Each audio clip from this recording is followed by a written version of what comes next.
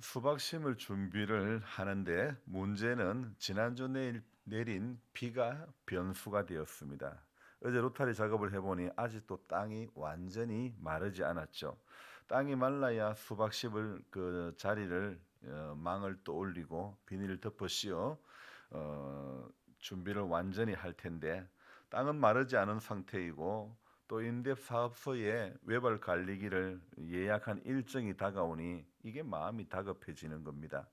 예약 안 하고 집에 있는 기계를 가지고 한다면 문제가 안 되겠지만 1년에 단 한 번 쓰는데 그렇다고 외발 관리기까지 살 수는 없는 일이죠. 이곳에 와서 들은 속담격의 말씀이 생각납니다. 토끼를 잡아도 호랑이 잡는 신용을 해야 된다는 말씀. 작은 것 무엇 하나를 하려고 해도 이게 쉽게 결정할 부분이 아닌데 성벽 재건에 막중한 임무를 부여받은 느헤미야 얼마나 신경이 쓰였을까 이런 생각을 해봅니다. 우리나라 정치 역사 가운데 중요한 문제 중 하나가 과거사 문제이죠. 이해가 안 되는 것은 과거사 문제도 어떤 위치에 있느냐에 따라 가지고 달리 해석이 된다는 것입니다. 역사에 대해서는 사실적 해석이 필요한 것인데 이 역사라는 것도 정치적인 해석이 되니 이런 것도 너무 이해가 안 되는 상황이죠. 이스라엘이 바벨론 포로로 끌려간 후 바사 왕 고레스 칙령으로 예루살렘에 돌아와 성전을 재건하도록 스룹바벨, 예수와 에스라, 이 학계 이런 사람들이 귀환하여서 성전을 재건하는 일을 담당을 했었죠. 그리고 아닥사스다 왕 때에 3차로 느헤미야가 예루살렘으로 귀환해서 성벽을 재건하고 성문을 다는 그런 일을 하게 됩니다. 자, 그런데 이 일련의 공사의 과정을 전체를 기록한 것이 바로 느헤미야라고 하는 성경이 되는 것입니다. 앞에 사람들 스룹바벨, 예수와 학계, 에스라 이들처럼 느헤미야는 어떤 거룩한 직분을 가진 선지자도 제사장도 레위 지파도 아닌 느헤미야는 평신도였다는 것이죠. 자, 평신도로서 바사의 수산궁에서 아닥사스다 왕의 술 맡은 관원이라는 중요한 직책을 맡고 있었고 왕으로부터 두터운 신임을 받고 있었던 인물입니다. 그런데 이 사람은 왕이 먹고 마시기에 술이 안전한지 이 술에 문제가 없는지를 확인하는 그런 직업을 가지고 있었죠. 왕이 마실 술을 확인한다는 것은 왕과 매우 가까운 사이 그런 자리에 있기 때문에 어느 누구에게라도 영향력을 행사를 하려고 그러면 얼마든지 할 수 있는 그런 위치의 사람이었습니다. 하지만 느헤미야는 개인적인 이득이나 좋은 자리를 넘보는 사람이기보다는 하나님을 섬기기 위해서 살아왔던 하나님의 사람이었습니다. 하는 일이 술을 맛보는 것이라 좀 그렇지만 세상에 직업이 내 마음대로 할 수 있는 것은 아무것도 없지요. 자, 궁 밖에 있는 사람들의 현실이야말로 정말 말할 수 없이 어려울지라도 궁 안에 있는 사람은 비교적 안정된 그런 삶을 이렇게 살 수 있고 보장되는 그런 일이었죠. 그런데 이런 상황 가운데서 하나님은 느헤미야를 부르시는 겁니다. 궁궐 안에서의 안락함에 도취되어 안주하는 삶을 충분히 살 수도 있지만 하지만 느헤미야는 안주하는 성향의 사람이 아니었던 것이죠. 궁궐 안에서의 보장된 삶을 뒤로 한 채 예루살렘 성벽을 재건하고 성문을 보수하는 그 힘든 일에 이 느헤미야가 마음이 쓰이는 겁니다. 폐허가 된 성벽을 재건하는 일에 가도록 이 본인이 차출돼 가지고 모집이 돼 가지고 징병이 돼 가지고 간 게 아닙니다. 느헤미야는 스스로 자원해서 갔다는 것입니다. 그래서 느헤미야는 2절에 그의 형제인 하나니로부터 고국의 소식을 들은 후부터 보장된 술관원의 일보다는 세상적으로 보장되지 않은 세상적인 시각으로 볼 때는 보장되지 않은 하나님의 일에 그의 마음이 쓰이는 것입니다. 여러분 하나님의 백성들이 지금 이방인들의 목전에서 능욕을 당하기도 하고 성벽이 무너지고 성문은 불타버리고 자 느헤미야는 이런 상황을 이 소식을 듣고는 자신은 보장된 생활 가운데 있는 사람이죠. 하지만 이 보장된 직업을 가진 평신도 한 사람이 보장되지 않은 그것도 성벽 재건 과정에 결과론적으로는 수많은 방해가 있었지만 느헤미야는 현실의 편안함을 선택하는 것이 아니라 성벽이 무너지고 성문은 불타버린 이 상황, 바로 이 소식을 듣고 앉아서 수일 동안 슬퍼하며 하늘의 하나님께 금식하며 기도했다고 본문은 말씀하고 있죠. 자신은 이 아닥사스다 왕이 거하는 수산궁에서 편안한 삶을 살고 있는데 지금 동족들의 상황, 고국의 상황을 듣고 나니 그들이 겪는 일이 마치 자신의 일인 것처럼 슬펐던 거죠. 그래서 울었던 거죠.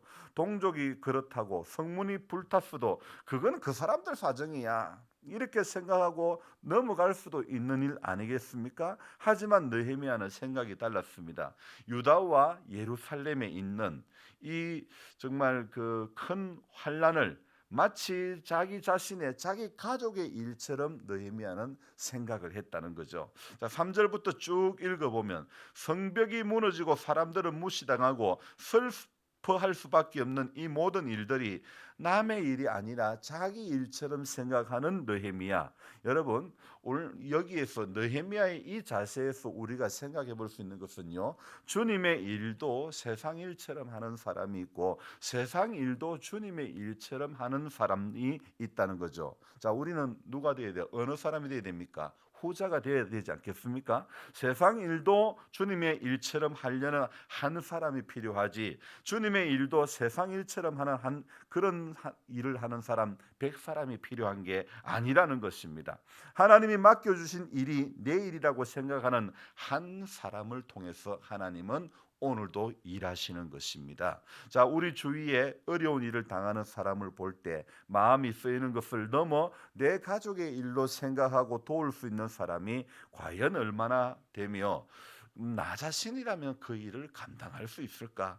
느헤미야서를 보면서 오늘 새벽에 저 자신에게 스스로 질문을 해보았습니다.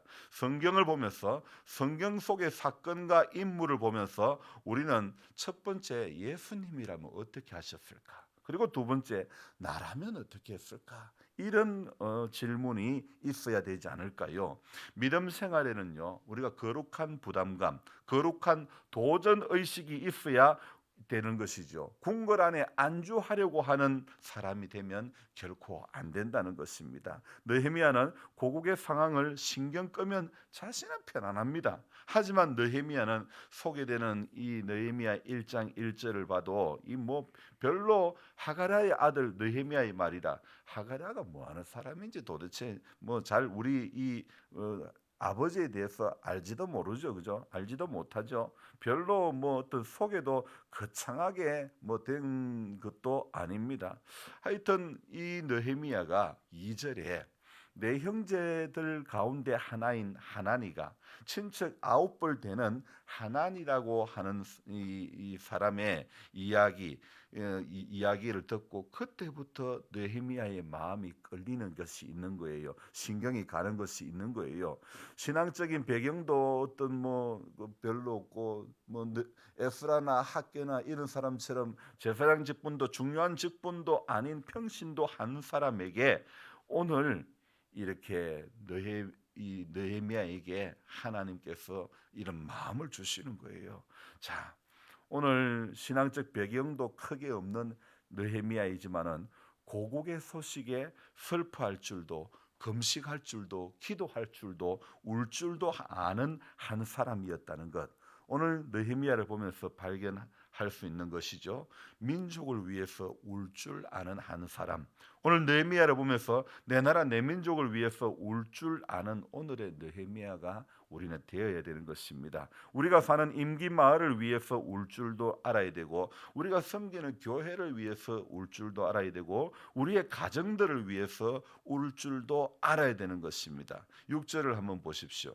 보통 사람들 같았더라면 이르지는 않을 것입니다. 자, 6절 한번 읽어봅시다. 이제 종이 주의 종들인 이스라엘 자손을 위하여 주야로 기도하오며 우리 이스라엘 자손이 주께 범죄한 죄들을 자복하오니 주는 귀를 기울이시며 눈을 여시사 종의 기도를 들으시옵소서. 나와 내 아버지의 집이 범죄하여. 자, 보통 사람들 같았더라면 자신의 어떤 일의 성공을 자랑하고 이룬 것을 자랑하기 쉬운데, 느헤미야는 어떻게 기도하고 있습니까? 이스라엘 자손을 위하여 주야로 기도하오며, 이스라엘 자손이 주께 범죄한 죄들을 느헤미야 자신이 어떻게 한다고요? 자복하오니 주는 귀를 기울이시며 눈을 여시사 종의 기도를 들으시옵소서. 느헤미야는 나와 내 아버지 집이 범죄하여, 이렇게 평신도임에도 불구하고 자기 죄로 여기고 자복하고 회개하는 이 장면, 사람들은 전부 좋은 일에는 모두 자기 때문이라고 공치사하기 쉬운데, 느헤미야는 평신도입니다. 평신도인데 이런 일은 내가 마음이 쓰일 일이 아니야, 이렇게 외면하지 않습니다. 예전에 자녀들이 대학교 가면 교회를 떠난다고 했는데, 지금은요 중학교만 가도 교회를 떠난다고 이야기합니다. 누구를 탓해야 됩니까? 교사를 탓해야 됩니까? 목회자를 탓해야 됩니까?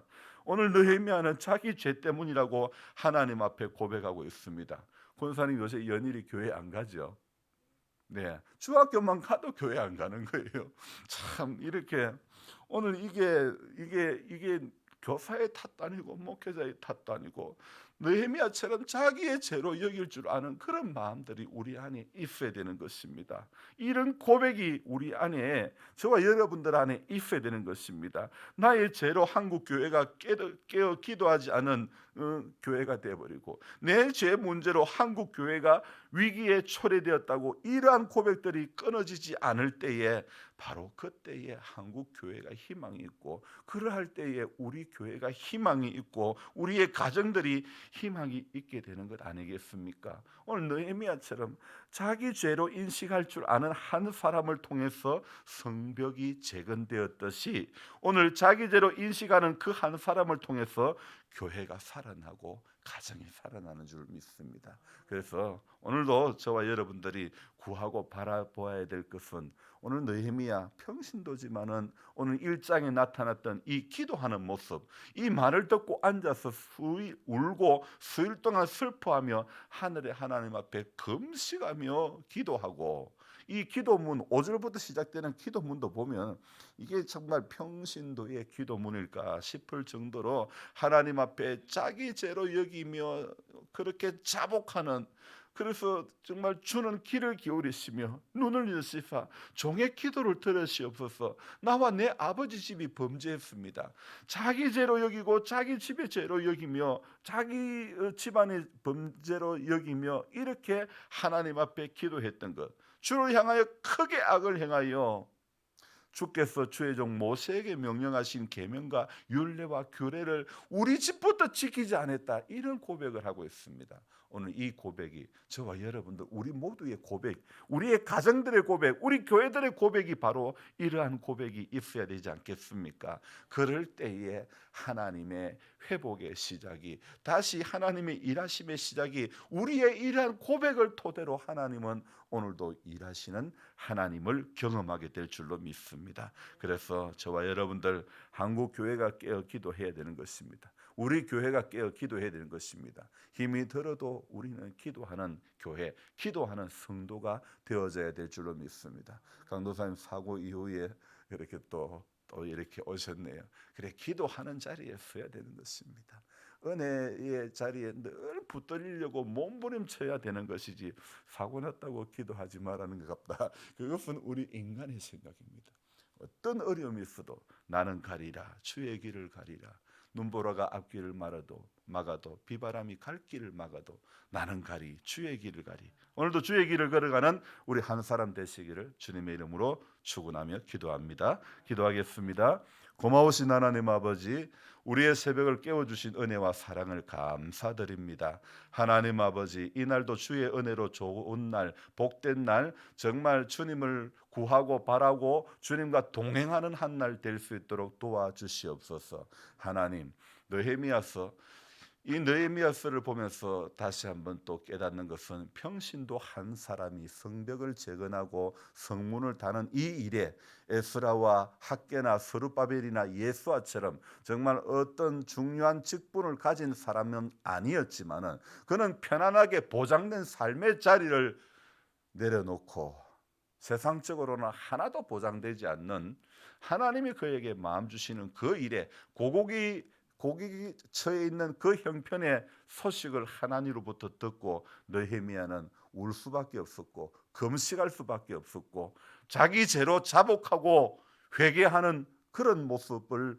가질 수밖에 없었던 이 느헤미야. 하나님, 오늘 우리가 정말 본받아야 될 모습이 아닌가 생각되어집니다. 기도하던 한국 교회가 기도를 잃어버렸던 교회가 되어버렸고 새벽 기도에 나오는 것이 불문율이 되었던 한국 교회가 새벽 기도를 잃어버리고 점점 기도하는 일을 잃어버리고 점점 예배하는 자리에서 멀어져가는 이때에 하나님 우리 한 사람 한 사람을 깨워주셔서 언제나 한결같은 모습으로 주를 맞을 준비할 수 있는 그런 우리 신앙이 되어지게 해 주시옵소서. 인생의 연수가 발목을 붙잡습니다. 하나님, 연약함이 우리의 발목을 붙잡습니다. 바쁜 일이 우리의 발목을 붙잡습니다. 그러나 이 모든 것을 뛰어넘어서 하나님 앞에 은혜의 보좌 앞에 담대히 나아갈 수 있는 그런 믿음의 열정들을 우리에게 허락해 주시기를 원합니다. 하나님, 그러할 때에 자신의 죄로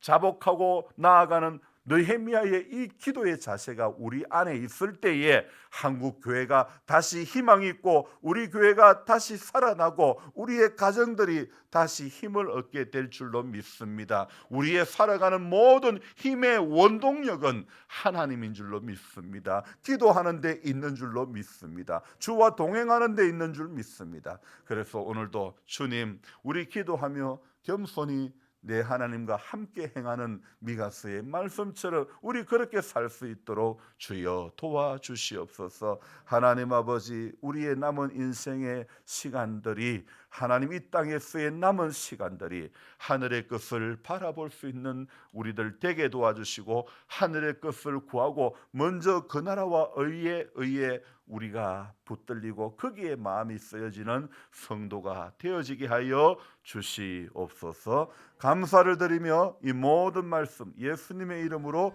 기도드리옵나이다. 아멘. 간절한 마음으로 주여 부르고 기도합니다. 주여, 주여, 주여. 하나님 아버지, 고맙고 오늘도 감사를 드립니다. 작고 작은 우리들에게, 연약한 우리들에게 새벽을 깨워주시고 말씀을 해주시니 고맙고 감사합니다. 느헤미야, 이 시대에 느헤미야가 필요합니다. 자기 죄로 자복할 줄 알고 하나님, 나와 내 아버지의 집이 하나님 앞에 덕지했다는 것을 인식할 줄 아는 하나님, 오늘 이 느헤미야와 같은 평신도 한 사람을 통해서 하나님, 오늘 우리에게 이렇게 도전을 주시니 감사합니다.